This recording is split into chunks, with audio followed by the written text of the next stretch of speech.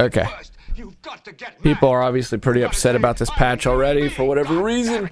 They don't seem to have updated the test. Yes, this is a test. They don't seem to have updated the roadmap. They said they're going to update the roadmap today, and in like an hour and a half, they're also going to have a stream.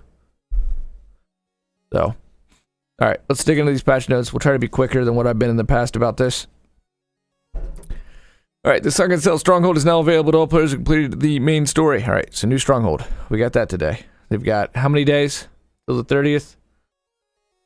That's 7 days. They got a week to get a bunch of shit done. Mastery system, guilds, leaderboards. Added the ability to select contracts from the start of the expedition screen rather than going to the individual contract boards in Fort Tarsis with the launch bay. And I'll be real with you, I'm worried. They're starting to get quieter. The updates are getting a little more frequent. Infrequent. Hopefully they can stick to the plan. But I think Austin's just busy restructuring the game. Because look at this. Added the ability to select... What up, Gumby? Thanks for being here. Slight Gumby's a very, very talented guy. I've been watching him play a lot of World War Z lately. He's great at the game. He's really ahead of everybody on that. He has a lot of fun. He's got a great community. He's a great dude. Super smart. Super smart. Super talented. He's a leader. He's a natural leader. So thanks for being here, Gumby. Yo. Hey. Watch out. Thanks for being a good model. Well, so Slight Gumby. What up, buddy? Thanks for being here.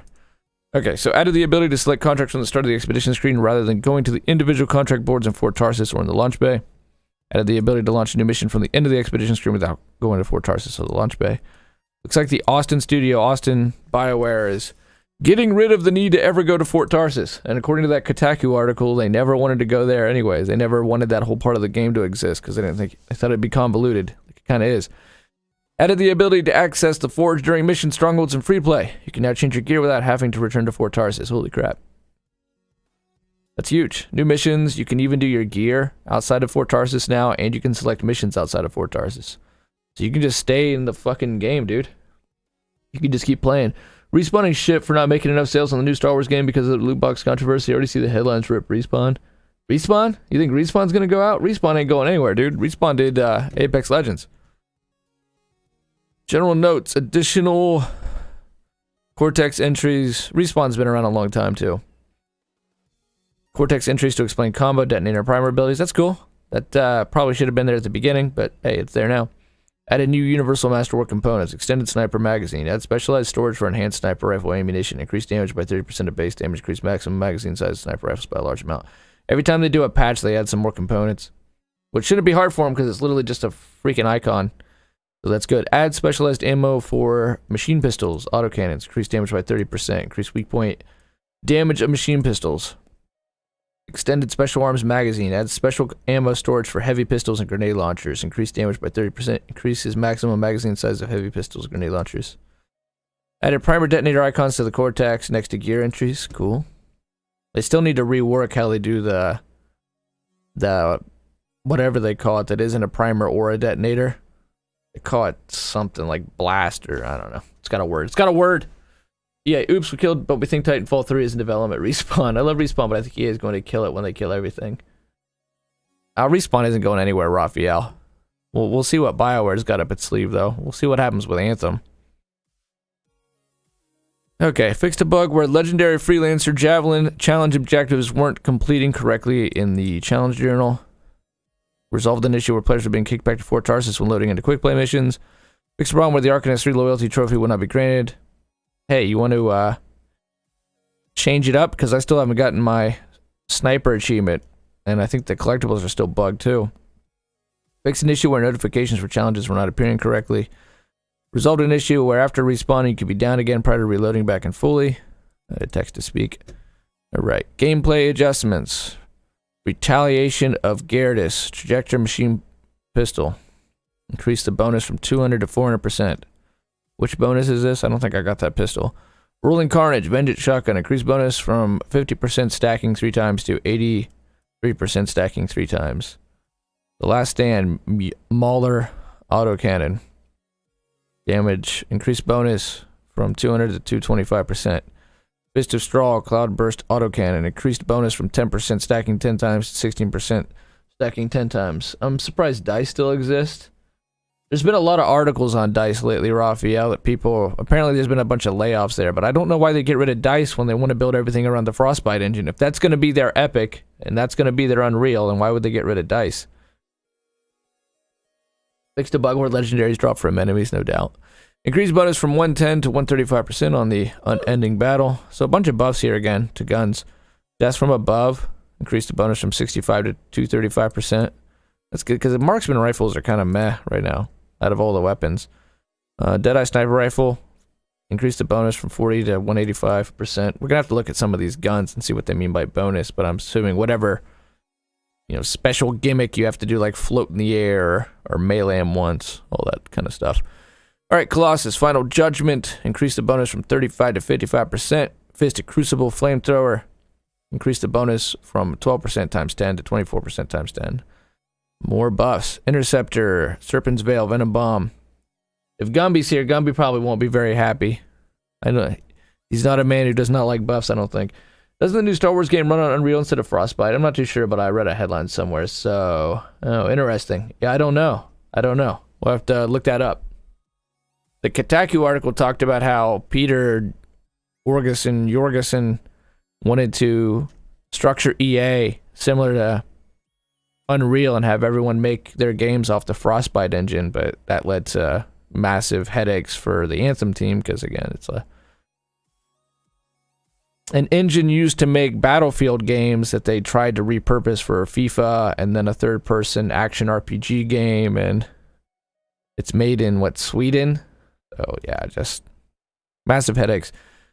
Increased, it's not like, you know, Unreal at all. That's really made for someone to make games on across the industry. Increased bonus from 60% to 110% on the Searching Glaive. Bitter Harvest, Cluster Mine increased the bonus from 60 to 110%. Fixed a bug where players could advance the game. Ouch. As was the case with Star Wars Battlefront back in 2015, Battlefront uses the same Frostbite 3 technology, although cross-platform engine debuted in 2013's Battlefield 4, it remains wholly modern and relevant. Uses Frostbite. But they're going to switch the Respawn's latest Star Wars game is going to be on Unreal. But Respawn's kind of doing its own thing, you know? Like, they talked about that with Apex Legends, that... Like, there was that interview where that EA executive was in the room with Respawn's director, the guy who runs that studio, who's been there since the beginning. And EA's like, we completely support Respawn and all their creative pursuits. We back them fully. And the guy was like, whatever the fuck that means. Like, they just don't take any shit, apparently. And they did. I think we've all talked about it in chat before, that Apex Legends was pretty much developed outside of EA as much as they could do so. Increased bonus from 235 to 270 on the Cool-Blooded Frost Grenade. Avengers Boon Pulse Blast increased from 210 to 220%. Lots of buffs here. Storm Ponder Infinity Lightning Strike increased bonus from 60% to 165%. Chaotic Rhyme Frost Shards increased bonus from 125% to 250%. I'm not against buffs. I'm not very good at games. I like to feel powerful. But I understand those people that want a challenge. Hopefully the Cataclysms offer that. I'm waiting for them to update this, because this gets updated today. So hopefully these are what's going to offer the challenge, because this is supposed to be their raid, which would supposed to become, I mean, May's next, right? Yeah. 7 days?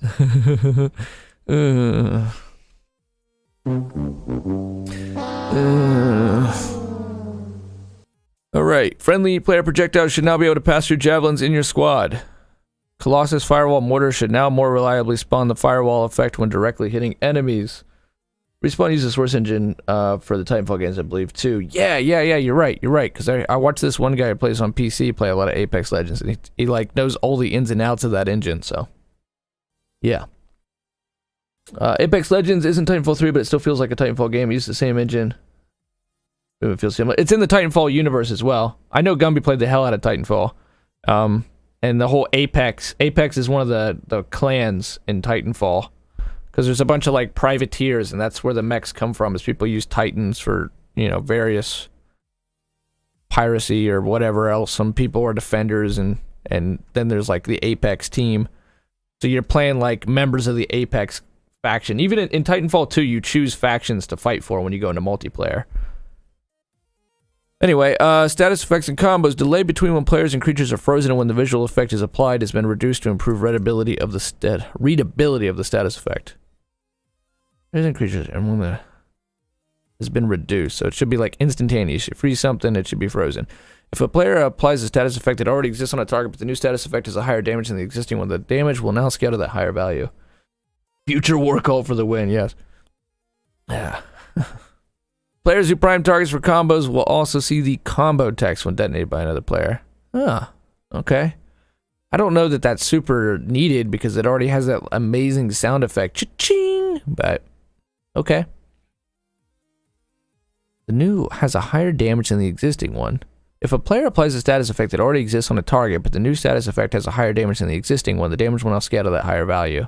Oh, that's pretty helpful. Okay. So if someone's frozen and then someone refreezes it, but they're doing more damage, it'll apply that freeze instead of keeping the other person's freeze. Increase the damage of the electric status effect when applied to creatures.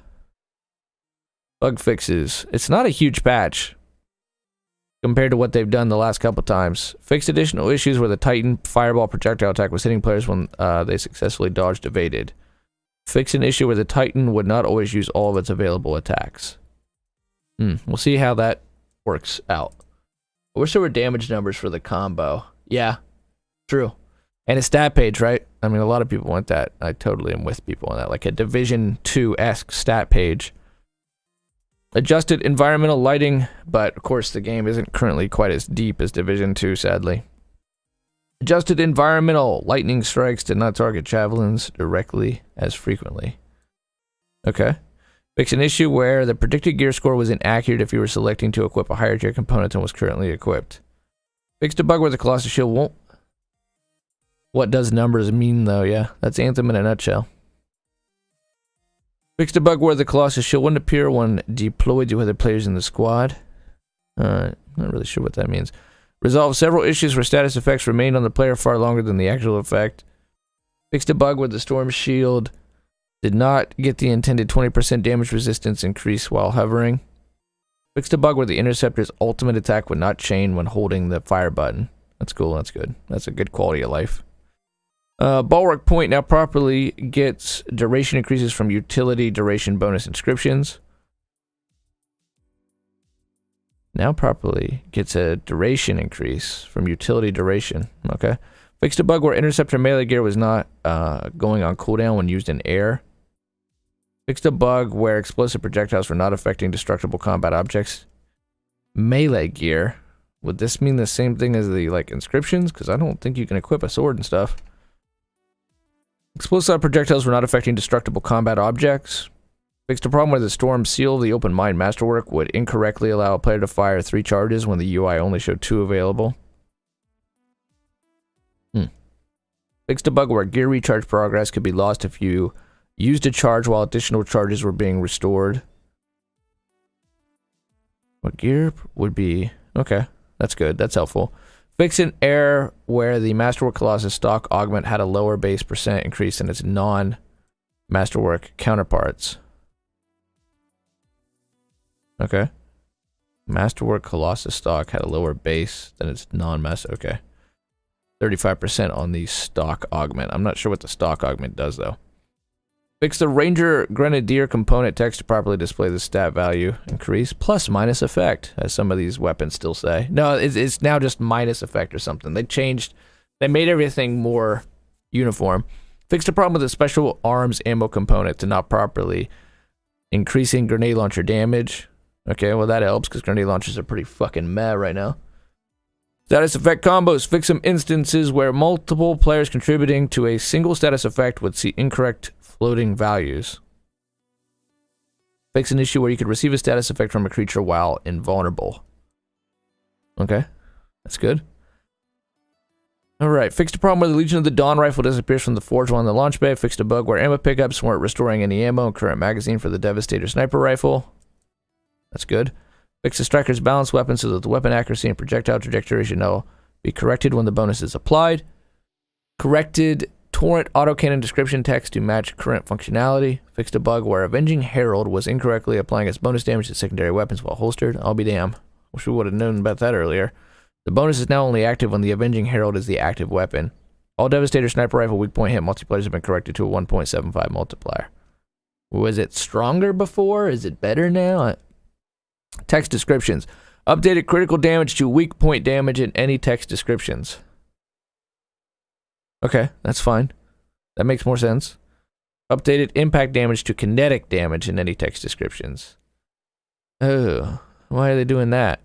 Impact is like a thing. You can make an impact build. Now it's kinetic. I just don't know why this is necessary.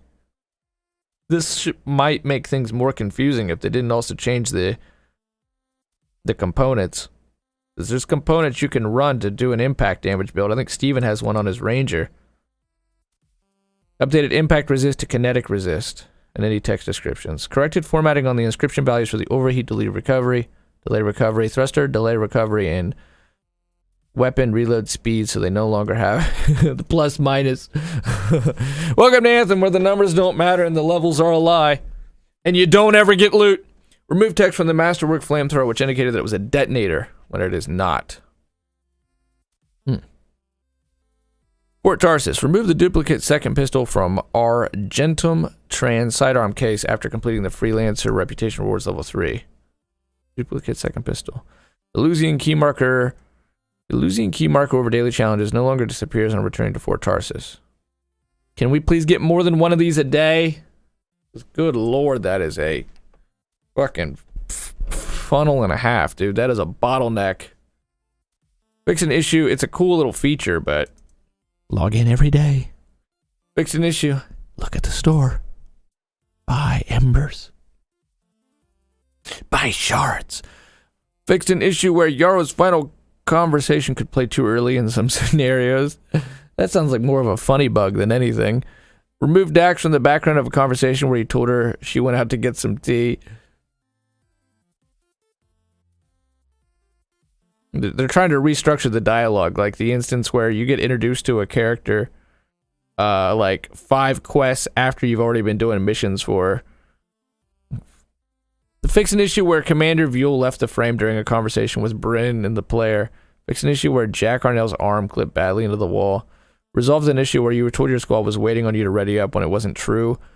Resolved an issue where Faye wasn't shown in the cinematic scene that she is speaking in with Halleck. Fix various spelling grammatical errors in the journal and library entries.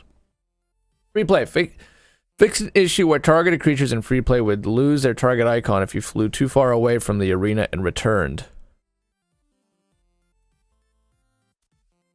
Fix an issue where Sentinels disappear from the Sentinel Support World event, making it impossible to complete the event. That's good. Fix an issue where you couldn't progress in the Tombs of Legionnaire quest if one member of your squad had not unlocked that quest yet. Another good fix. Fix an issue where you couldn't interact with and enter the Tomb of Artenia and when you had completed the requirements to unlock it. Picking up some collectible archives were limited to the player that interacted with them. Now, all players within 100 meters of the player collecting the archive will automatically collect the archive as well. That is a huge one. 100 meters isn't that much, but that's still really helpful because the way that some of these collectibles work is they're limited to that instance of the map. They're randomly generated in certain spots. They'll either be there or they aren't. And then you have to hope that your instance of the server hasn't had those collectibles farmed out yet. So this is at least a little bit of a help on that. Will you be playing Apex anytime soon in the next 2 hours or no? Negative, Drew. I'll be playing Anthem at least until dinner break.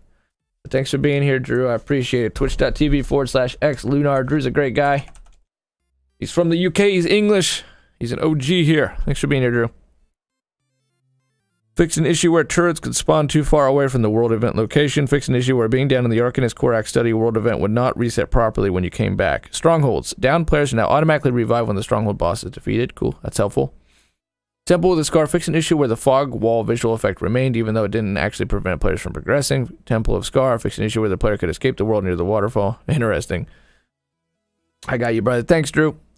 Tyrant Mine prevented turrets from spawning in the second area before players were led there and the rest of the enemies had spawned in to fix an exploit. Harder Rage. Fix an issue where enemies can be trapped behind a fog wall, preventing the player from progressing. Critical Path Legendary Missions. Oh yeah, Legendary Missions. I forgot all about those. Harder Rage. Fix an issue where killing the Titan without entering the arena would cause you to respawn backwards, making it impossible to advance and complete the mission. Legendary Incursion. Incursion. Fix an issue where the plot wouldn't advance after listening to the recording. Legendary missions. Fix an issue where the final chest would never appear at the end of the mission if you were too far away from the chest. Legendary Fortress of Dawn. Fix an issue for the second trial where the plot would break if one player was too slow to load in, the other player ran ahead. Legendary Freelancer Down. Fix an issue where the plot wouldn't progress until all the members of the squad had reached the specified point. Man, all this stuff has just been buggy as fuck. Again, there was that one stream where we were running strongholds the whole 12 hours or whatever, and there was not one stronghold we ran that didn't have a bug. Who's the most of here? I don't know what that means, George W. Bush. Is our children learning? We got too many good docs out of work. We got too many OBGYNs who aren't able to express their love for all the women all around this great country. Fix an issue where the notification of legendary missions being unlocked after completing the critical path was not displaying. Oh, there we go. Look at that, OG. Almost 1,000 days for you, dude. Legendary Lost Arcanist. Fix an issue where the Ascari was teleporting around too frequently. Legendary Freelancer Down. Fix a respawn point that was very far away from the objective. Contract Freelancer Work. Fix an issue where the step to protect the Arcanist wasn't working correctly when joining through Quick Play. So some bug fixes, some buffs on a few guns, and 3 new components, and then the big thing is, this must have been what they were working on. The big time thing is you can do basically everything that you need to do outside of Fort Tarsis now, which is cool and interesting, and I'd say that that's the first step of the Austin studio, and really, who are in charge of Knights of the Old Republic. And the Kotaku article talked about how Edmonton saw a single player driven game in the traditional BioWare format, and that's why you have Fort Tarsis in the dialogue, and then they saw a looter shooter because EA wanted a live service game, and they felt like that's how it has to be structured. They wouldn't listen to one another, namely Edmonton was in charge of the game as it released, and wasn't very open to Austin's feedback, and now Austin is in charge of the game, and they're confident, so the Kotaku article went, they're confident that they can do this just like they did Knights of the Old Republic and fix it up and make it work, and they're excited and motivated, which is great. But it looks, I think that they've got to kind of go back and make sure that they're working in the right direction now. And that means they've got to do restructuring. And it's tough times for Anthem. I had like 180 viewers on Twitch yesterday, and there's just a lot of negative press. But this game could be really, really epic if people will just be patient with it, I think. Anyway, we did it. Pretty sure that's what that is.